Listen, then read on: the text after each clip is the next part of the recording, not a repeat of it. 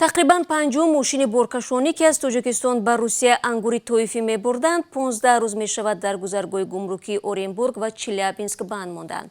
در کنسولگری تاجیکستان در اوفا میگویند برای حل مسئله کوشش دارند.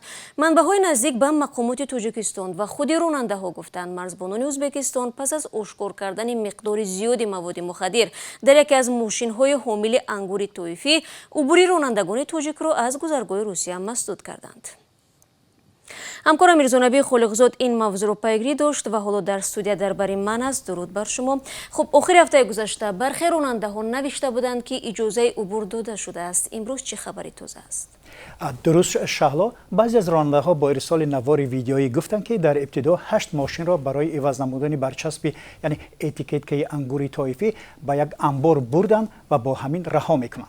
اما امروز نوشتن که برچسب‌ها را این ماشین ها را عوض کردند ولی اجازه ادامه راه را ندادند و از این حدود 50 ماشین بار که هر یکی از 17 تا 20 تن انگور طایفی دارند اجازه دریافت نکردند، همچنان ماندند. ابوبکر اشورالیف یک راننده ماشین باربر به روسیه 20 تن انگور طایفی تاجیکستان را انتقال دادنی است نقل کرد که هرچند ماموران گمرک روسیه بار 15 ماشین را فراورده و تفتیش کردند اجازه گذشتن ندادند، ولی طور راننده ها میگویند بعد آشکار شدن حدود 200 کیلو مواد مخدر در یک ماشین انگور در سرحد ازبکستان با رسیدن به نقطه گمرکی روسیه پیش روی آنها گرفته شده است. ضمناً خدمات گمرک روسیه در سامانه رسمیش خبر داده است که روزهای 16 و 17 نوامبر با هدف پیشگیری از ورود مال و مواد ممنوع در گذرگاه با قزاقستان عملیات گذرانید.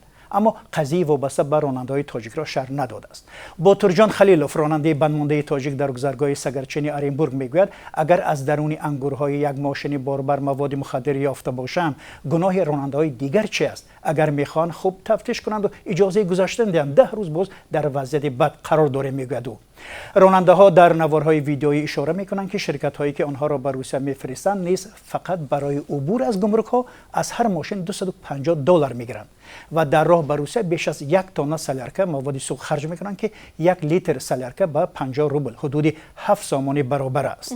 آیا مقامات تاجیکستان مثلا سفارتخانه تاجیکستان در روسیه در پی کمک به راننده ها هستند یا نه؟ ببینید سید امام کنسول گنرالی تاجیکستان در شهر اوفا روز 19 نوامبر به رادیو آزادی گفت از بازداشت شدن ماشین های باربری راننده‌های تاجیک در گذرگاه سگرچین اورنبورگ خبر دارد و برای حل مسئله آنها مشغول هست. دفتر مطبوعاتی سفارتخانه تاجیکستان در روسیه هم همین حرفا را زد، ولی همچنان راننده‌ها در شرایط بی‌حد قرار دارند. طوری می‌بینیم نمی‌دانند چیکار کنند. ما یعنی رادیو آزادی هم به عنوان خدمات گمرکی روسیه نامه رسمی ارسال کردیم ولی تا حال پاسخ آن را دریافت نکردیم.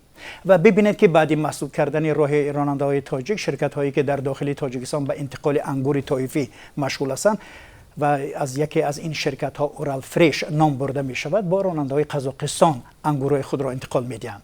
به نقل راننده‌های تاجیک تا زمان گذشتن آنها از گذرگاه سگرچین و ترایتسکی به ماشین‌های باربری تاجیک آوردن انگور از تاجیکستان به روسیه منع کرده شده است.